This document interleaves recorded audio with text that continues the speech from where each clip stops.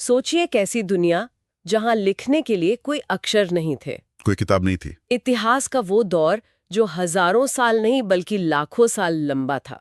ये है प्राग इतिहास, प्री हिस्ट्री। जहां हमारे पूर्वजों की कहानी सुनाने के लिए शब्द नहीं, सिर्फ कह सकते हैं पत्थर के औजार हैं। पुरानी हड्डियां हैं और गुफाओं में बने वो रंग बिरंगे चित्र हैं। आज की हमारी पड़ताल इसी गुमनाम दौर पर है और खास तौर पर भारतीय उपमहाद्वीप में। हमारे पास जो स्रोत है वो हमें पाषाण काल यानी स्टोन एज की गहराई में ले जाते हैं। और हमारा मिशन है इन मूक सबूतों से आवाज निकालना, ये समझना कि पुरातत्वविदों ने कैसे इन टुकड़ों को जोड़कर हमारे सबसे पुराने पूर्वजों के जीवन की एक तस्वीर बनाई है। बिल्कुल।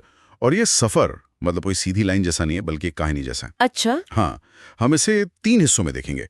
पहले हम चलेंगे पूरा पाषाण काल में यानी ओल्ड स्टोन एज में। जब इंसानियत अपना पहला कदम रख रही थी। पहले हम देखेंगे मध्य पाषाण काल, मेसोलिथिक एज, जो एक बड़े बदलाव का दौर था। और आखिर में हम ये समझने की कोशिश करेंगे कि कैसे इन बदलावों ने कला और समाज को वो शक्ल दी जिसकी छाप आज भी हम पर है। तो चलिए शुरू करते हैं। तो कहानी शुरू होती है पुरा पाषाण काल से। जब हम लंबा दौर कहते हैं तो हमारा मतलब वाकई बहुत लंबा है। बहुत ज्यादा लंबा, लगभग 25 लाख ईसा पूर्व से 10,000 ईसा पूर्व तक। ये सोचना ही दिमाग घुमा देता है कि ये मानव इतिहास का 99% हिस्सा है। बिल्कुल। और इस पूरे समय में इंसान की एक ही पहचान थी, शिकारी और संग्राहक। हंटर-गैदरर। भारत में इस कहानी का पहला पन्ना भी बड़े नाटकीय ढंग से खुला। हाँ, 1863 तक तो हमें इस दौर के बारे में लगभग कुछ भी नहीं पता था। फिर रॉबर्ट ब्रूस फुट नाम के एक भूविज्ञानी को चेन्नई के पास पल्लवरम में जमीन में गड़ा पत्थर का एक औजार मिला। एक हाथ की कुल्हाड़ी। हाँ, ये सुनने में शायद छोटी सी खोज लगे, पर असल में ये वो चिंगारी थी जिसने भारत में प्रागैतिहासिक खोज की आग लगा दी। एक औजार ने लाखों साल का इतिहास हमारे सामने खोल दिया। आपने बिल्कुल सही पकड़ा। वो एक औजार सिर्फ एक औजार नहीं था, वो एक टाइम मशीन का दरवाजा था। वाह। और वो हमें सीधे ले गया पूरा पाषाण काल के पहले चरण में, जिसे हम कहते हैं निम्न पूरा पाषाण काल, लोअर पैलियोलिथिक एज। जी। असल में इस लाखों साल लंबे दौर को भी हम औजारों की तकनीक और जलवायु के आधार पर 3 हिस्सों में बांटते हैं। तो ये पहला दौर कैसा था और इसके इंसान कैसे थे? इस दौर के मानव को क्वार्ट्जाइट मानव भी कहा जाता है। क्वार्ट्जाइट, पत्थर के नाम पर। हाँ, क्योंकि उनके ज्यादातर औजार क्वार्ट्जाइट नाम के एक बहुत सख्त पत्थर से बने होते थे। और औजारों की बात करें तो वो काफी, कह सकते हैं, भारी और मोटे थे। मतलब मल्टीपर्पज टूल। बिल्कुल। मुख्य रूप से हाथ की कुल्हाड़ी यानी हैंड एक्स और विदारणी यानी क्लीवर। तो ये एक तरह से उस जमाने के स्विस आर्मी नाइफ थे। एक ही भारी भरकम औजार से सब कुछ कर लो। हाँ हाँ, बिल्कुल सही एनालॉजी है। जड़ें खोदो, जानवरों की खाल उतारो, मांस काटो। हाँ, ये भारी भरकम, भरोसेमंद और हर काम में आने वाले औजार थे। लेकिन इस युग का सबसे बड़ा सबूत हमें मिला नर्मदा घाटी के हथनौरा से। वहां क्या मिला? एक इंसान की खोपड़ी का जीवाश्म। ये भारत में मिला उस दौर का पहला मानव जीवाश्म है जो हमें सीधे उस इंसान से जोड़ता है जो शायद इन्हीं औजारों का इस्तेमाल करता था। ओके, तो ये शुरुआती टूल किट था, भारी और असरदार। लेकिन जैसे जैसे दिमाग विकसित होता है और हाथ ज्यादा कुशल होते हैं, तो उम्मीद है कि औजार भी स्मार्ट हुए होंगे। बिल्कुल हुए, और ये बदलाव बहुत बड़ा था। अगले चरण में? जी, इसके बाद आया मध्यपुरा पाषाण काल, मिडिल पैलियोलिथिक एज। यहां औजार बनाने की पूरी सोच ही बदल गई। कैसे? इसे ऐसे समझिए, पहले वो एक बड़े पत्थर को ही तराश कर औजार बना रहे थे। ये कोर तकनीक थी। ठीक है। लेकिन फिर उन्हें समझ आया कि पत्थर तोड़ते हुए जो धारदार टुकड़े या पपड़ियां निकलती हैं, जिन्हें फ्लेक्स कहते हैं, वो ज्यादा काम की हैं।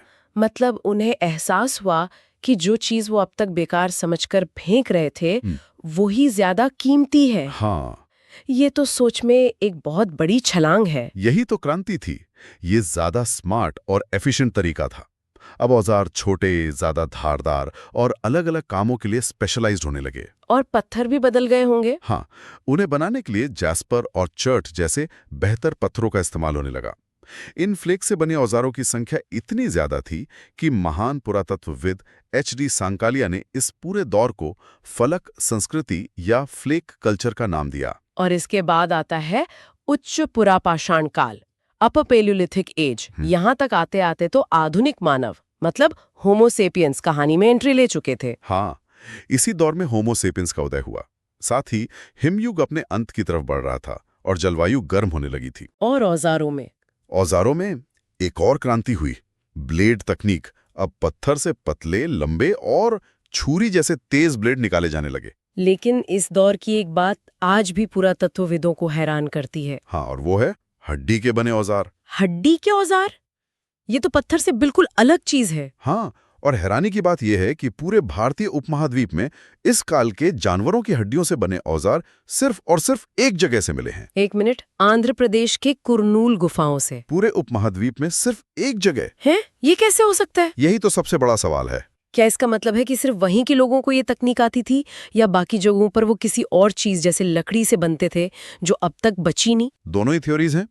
एक कहती है कि ये एक लोकल इनोवेशन था जो बाहर फैल नहीं पाया। और दूसरी थ्योरी ये है कि शायद ये तकनीक दूसरी जगहों पर भी थी, लेकिन वहां की मिट्टी और मौसम की वजह से हड्डी के औजार गल गए और हमें मिले नहीं। अच्छा। कुरनूल की गुफाओं का माहौल शायद उन्हें बचाने के लिए सही था। सच क्या है, ये अभी भी एक पहेली है।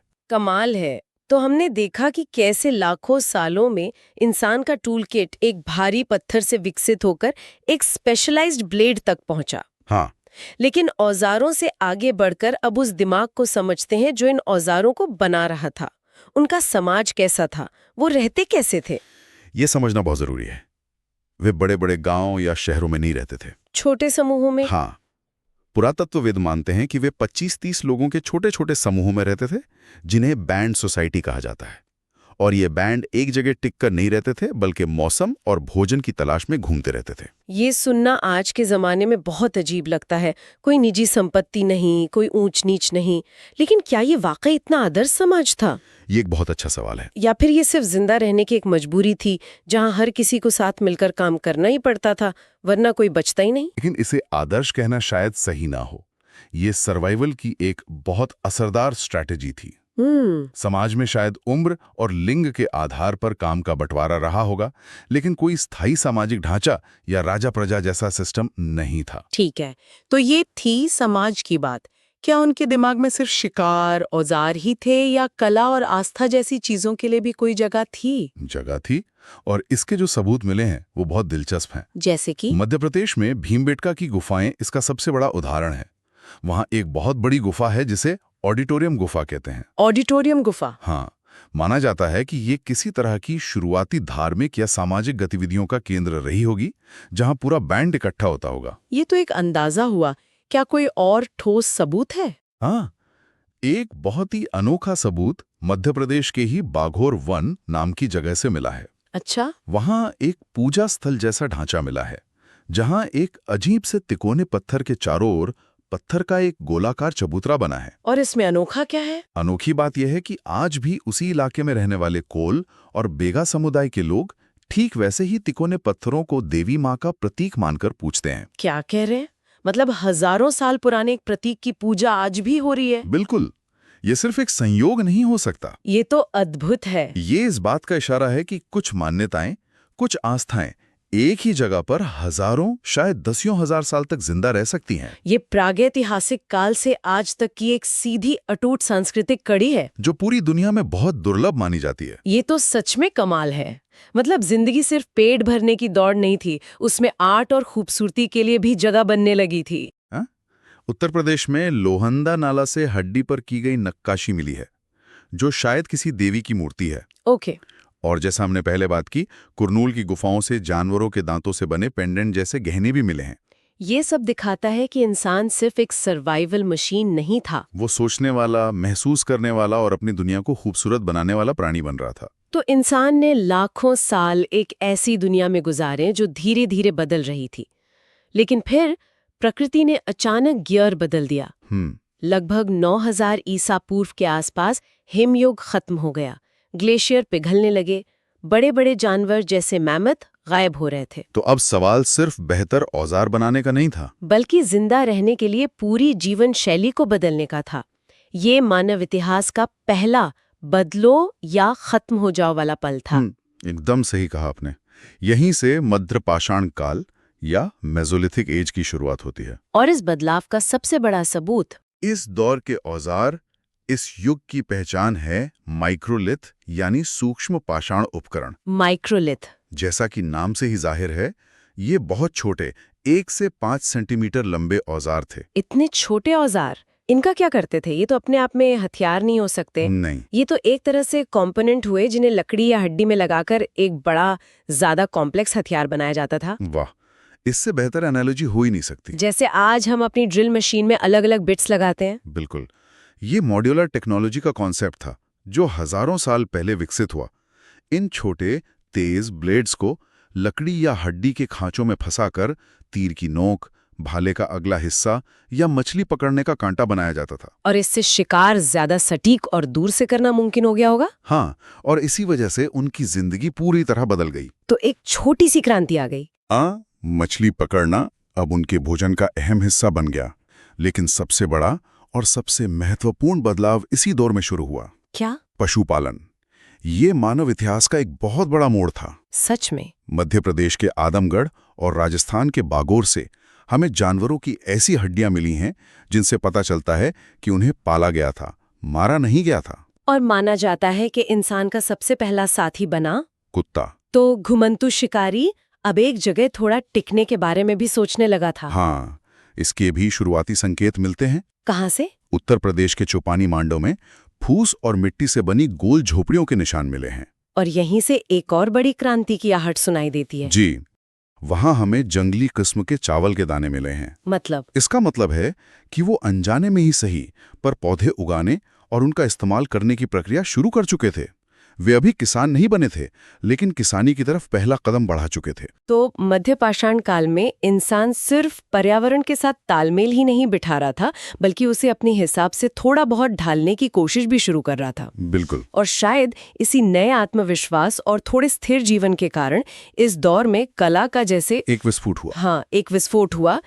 भीमबेटका की गुफाएं एक विशाल आर्ट गैलरी में तब्दील हो गई। बिल्कुल। पूरा पाषाण काल में जहां कला के गिने चुने उदाहरण मिलते हैं, वहीं मध्य पाषाण काल में भीमबेटका जैसी जगहों पर हजारों चित्र बनाए गए। और ये चित्र सिर्फ कला नहीं है। नहीं, ये उस जमाने का सोशल मीडिया है जो हमें उनकी जिंदगी की झलक दिखाते हैं। इन चित्रों में ऐसा क्या खास है? कोई एक हैरान करने वाली बात बताइए। इनमें शिकार के अनगिनत दृश्य हैं, नाच गाने के दृश्य हैं, 29 तरह के अलग अलग जानवरों की पहचान की गई है। हिरण, बाघ, गेंडे, हाथी, सब कुछ। हाँ, लेकिन इन हजारों चित्रों में एक भी जगह पर सांप का चित्र नहीं मिलता। एक भी नहीं। ये तो अजीब है। क्यों? हम नहीं जानते। क्या ये कोई टैबू था? क्या वो सांप से इतना डरते थे कि उसका चित्र भी नहीं बनाते थे? या कोई और वजह थी? ये एक रहस्य है। और ये चित्र बनाए कैसे जाते थे? मतलब रंग कहाँ से लाते थे? सब कुछ प्रकृति से। लाल रंग के लिए गेरू यानी आयरन ऑक्साइड को पीसा जाता था। और सफेद? सफेद रंग के लिए चूना पत्थर। फिर इस पाउडर को पानी, जानवरों की चर्बी या शायद अंडी की सफेदी में मिलाकर रंग तैयार होता था। और ब्रश? ब्रश के लिए जानवरों के बाल या पौधों के रेशों का इस्तेमाल होता होगा। क्या ये तस्वीरें हमें उनके समाज के बारे में भी कुछ बताती हैं? मतलब सिर्फ शिकार के अलावा? हाँ, बहुत कुछ। ये चित्र समाज में लिंग के आधार पर काम के बंटवारे को साफ साफ दिखाते हैं।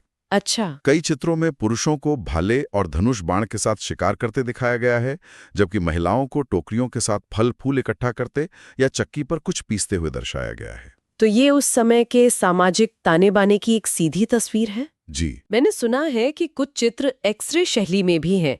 इसका क्या मतलब है? इसका मतलब है कि वो जानवर के अंदर क्या है वो भी बना रहे थे। कमाल है। और ये बहुत ही असाधारण है। कुछ चित्रों में जानवरों के शरीर के अंदरूनी अंग भी दिखाए गए हैं, जैसे एक गर्भवती हिरनी के पेट में उसका बच्चा। ये दिखाता है कि उन्हें जानवरों की शारीरिक रचना का कितना गहरा और सूक्ष्म ज्ञान था। ये सिर्फ शिकारियों की कला नहीं लगती, ये तो उस जमाने के वैज्ञानिकों का ऑब्जर्वेशन लगता है जिसे वो पत्थरों पर उकेर रहे थे। तो ये था हमारा सफर पत्थर की पहली भारी भरकम कुल्हाड़ी से लेकर छोटे तेज औजारों और गुफाओं में बने जीवंत चित्रों तक। हमने न सिर्फ औजारों का विकास देखा, बल्कि इंसानी सोच और समाज के विकास को भी परत दर परत देखा। बिल्कुल। हमने एक शिकारी संग्राहक को शुरुआती पशुपालक बनते देखा। और ये भी समझा कि कैसे जीवन की जरूरतों और शायद थोड़े से खाली समय ने कला और आस्था जैसी चीजों को जन्म दिया, जिसने इंसान को सिर्फ एक जानवर होने से कहीं ज्यादा बनाया और ये याद रखना जरूरी है कि कहानी यहाँ खत्म नहीं होती।